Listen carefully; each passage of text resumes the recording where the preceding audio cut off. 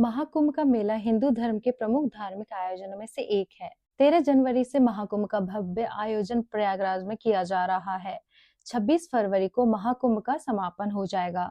धार्मिक मान्यताओं के अनुसार महाकुंभ के दौरान गंगा, यमुना, सरस्वती नदियों के संगम स्थल पर स्नान करने से व्यक्ति को मोक्ष की प्राप्ति होती है। साथ ही मनुष्य के सभी पाप भी कुंभ स्नान करने से धुल जाते हैं। कुंभ के दौरान किए जाने वाले स्नान को शाही स्नान भी कहा जाता है।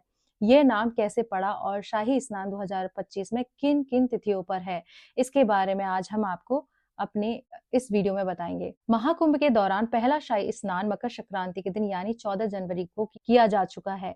इसके बाद 29 जनवरी को मौनी अमावस्या के दिन, पंचमी के दिन, पूर्णिमा और महाशिवरात्रि के दिन भी कुंभ का स्नान किया जाएगा, लेकिन इन्हें शाही स्नान नहीं कहा जाएगा।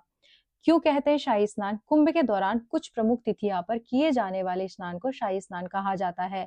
यह नाम सांस्कृतिक रूप से बेहद खास माना जाता है। इस नाम को लेकर विद्वानों की अलग अलग राय है। कुछ लोग मानते हैं कि नागा साधुओं को धर्म के प्रति उनकी निष्ठा के लिए सबसे पहले महाकुंभ में उन्हें स्नान की अनुमति होती है।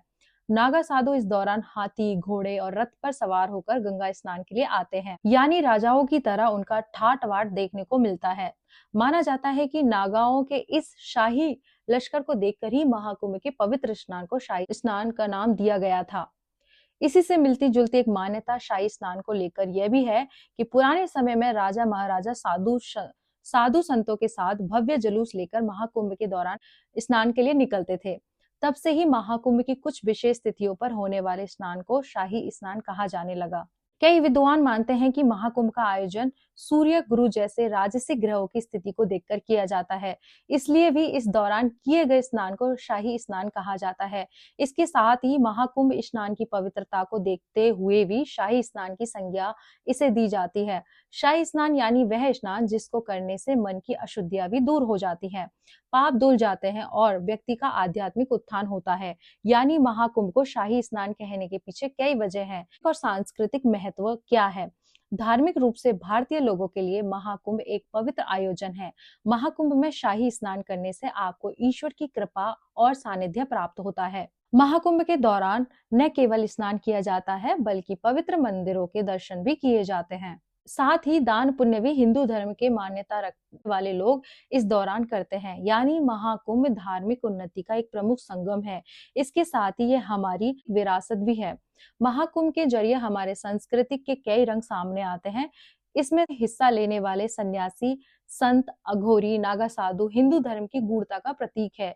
वहीं आम लोग की निष्ठा को भी यह मेला प्रदर्शित करता है। शाही स्नान कब शुरू हुआ था? शाही स्नान को लेकर इतिहास और धर्म के जानकारों के बीच अलग अलग मत है। जहां धर्म को जानने वाले कहते हैं कि यह परंपरा वैदिक काल से चली आ रही है। उनका मानना है ग्रहों की विशेष स्थिति में किए जाने वाले स्नान को शाही स्नान की संज्ञा दी जाती है। वही इतिहास के जानकार मानते हैं कि मध्यकाल के साधु संतों को विशेष सम्मान देने के लिए राजाओं के द्वारा उन्हें कुंभ में सबसे पहले स्नान की अनुमति दी गई थी। उनके लाव लश्कर को देखकर ही महाकुंभ स्नान को शाही स्नान कहा जाने लगा। नागा साधु शरीर पर भस्म लगाए बिना कपड़ों के दिख रहे हैं। ऐसे में सवाल उठता है कि जिस कड़ाके की ठंड में हम आप बचने की कोशिश करते हैं, उसमें ही नागा बिना कपड़ों के वैसे ऐसे कैसे रह लेते हैं? कैसे हुई नागाओं की उत्पत्ति? कहा जाता है कि शंकराचार्य ने जब 4 मठ की स्थापना की तो उन्हें फिर उन मठों की सुरक्षा की चिंता हुई। इसके बाद उन्होंने एक ऐसी टोली को बनाने का फैसला किया जो निडर हो और सांसारिक मोह माया से दूर रहे। यही टोली नागा साधु के रूप में अस्तित्व में आई। नागा साधु बनना अपने आप में एक काफी कठिन साधना है। नागा साधु अन्य साधुओं के विपरीत हठ योग करते हैं। इसका उदाहरण आपको महाकुंभ मेले में मिल सकता है। किसी नागा साधु ने कई सालों से 1.25 लाख रुद्राक्ष धारण किए हुए हैं, तो किसी ने कई सालों से एक हाथ ऊपर उठा रखा है। क्यों नागा साधुओं को ठंड नहीं लगती? साधु बिना कपड़ों के रहते हैं। वे माइनस टेम्परेचर को भी बिना माथे पर शिकन आए झेल लेते हैं।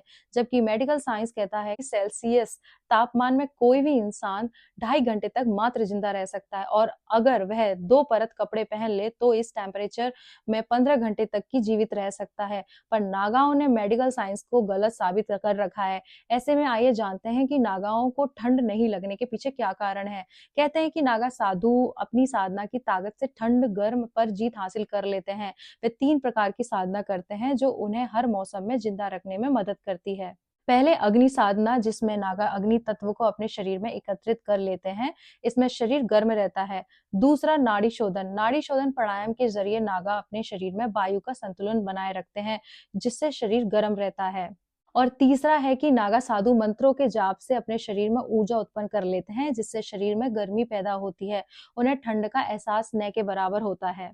इसके अलावा नागा जो भस्म अपने शरीर पर लगाते हैं वह इंसुलेटर का काम करती है। इसमें कई प्रकार के खनिज लवण पाए जाते हैं। इसमें कैल्शियम, फास्फोरस और पोटेशियम होते हैं, जो तापमान को नियंत्रित करने में मदद करता है।